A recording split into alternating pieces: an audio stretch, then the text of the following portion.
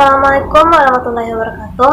Hello everyone, I'm Suci Azhari and my friend Suci and Putri.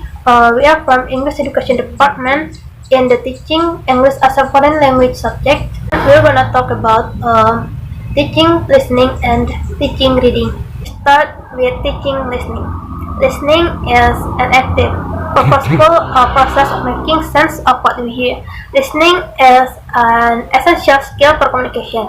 It is necessary to understand what we hear in order or keep communication with someone or to express our opinion about something. And the next background of teaching listening. Historically, learning a foreign language meant learning to read and write. Listening was virtually ignored. Then, in the late 1800s, one of the results was Gwen series method, which was followed by other methods, has received little attention in language teaching and learning. And finally, listening was usually characterized as a passive activity. It's like we read before we speak. The learners should hear language before saying it in written form. And now let's move on to principles of teaching listening. First, expose students to different ways of processing information, or bottom-up and top-down. In this case, top-down or bottom-up integration happened by accident. In the classroom, pre-listening activities are a good way to make sure it happens. Before listening, learners can, for example, brainstorm vocabulary related in a topic, or invent a short dialogue relevant to functions such as giving direction or shopping. In the process, they base their information on their knowledge of life or top-down, as they generate vocabulary and sentence or bottom-up. The result is a more integrated attempt at processing.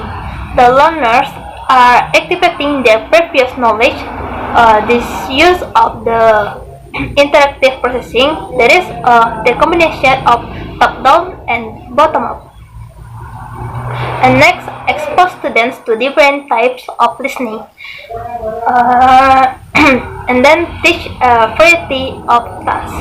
If learners need experience with different types of listening text, they also need to work with a variety of tasks. And next, consider text difficulty and authenticity. In addition to the task, the text itself determines how easy or difficult it is to understand. Spoken language is very different from written language. It is more redundant, full of false starts, rephrasing, and elaboration. Incomplete sentence, pauses, and overlaps are common. Learners need exposure to and practice with natural-sounding language. And the last, teach listening strategies. There are 6 strategies that are used by successful listeners. First, predicting. Effective listeners think about what they will hear. This fits into the ideas about pre-listening mentioned earlier.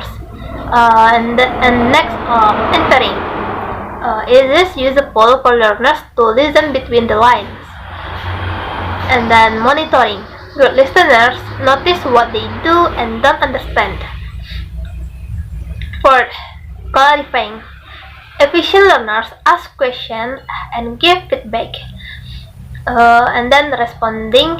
Learners read to what they hear. And the last, evaluating.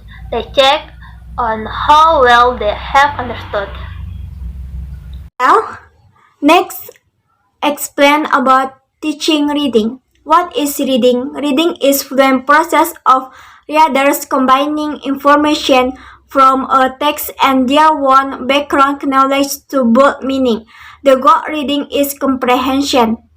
Strategic reading is defined as the ability of the readers to use a wide variety of reading strategies to accomplish a purpose reading. Background to the teaching of reading. First, silent reading. Reading is primarily silent activities. Second, button up. Third, top down. Fourth, interactive. Principle of teaching reading. Exploit the reader's background knowledge build a strong vocabulary base, teach of comprehension, work on increasing reading rate, teach reading strategies, encourage readers to transfer strategies into skill, build assessment and evaluation into your teaching. 34 continuous improvement as a reading teacher. Classroom technique. Active pure knowledge. Cultivate vocabulary. Teach for comprehension, increasing reading rate.